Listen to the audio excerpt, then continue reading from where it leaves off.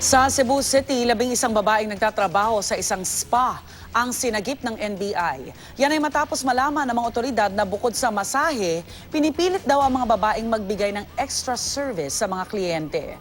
Narito ang report ni Alan Domingo ng GMA Cebu. Massage therapist ang sinasabing trabaho ng 33 anyos na si Rosa, hindi niya tunay na pangalan.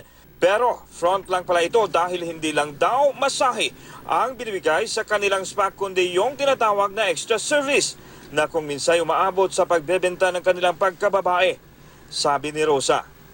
Mga pre kag masad sa kanang pero wa mo isweldo, wa mo komisyon kamo na maning kamot para makakwarta mo. Kung mabigo silang makakumbinsi ng mga kliyente para dito, hindi sila babayaran ng management ng spa. Dahil sa report na natanggap ng NBI, nagsagawa sila ng entrapment operation kung saan nahuli ang manager ng spa at ang may-ari nito. Tumanggi ang mga suspect magbigay ng pahayag. Abogado na daw nila ang bahala sa kaso.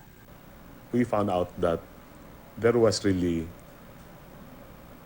a thing going on the spa that is not as advertised. Dili lang spa. So they cater into like human trafficking there. Alan Domingo, GMA News.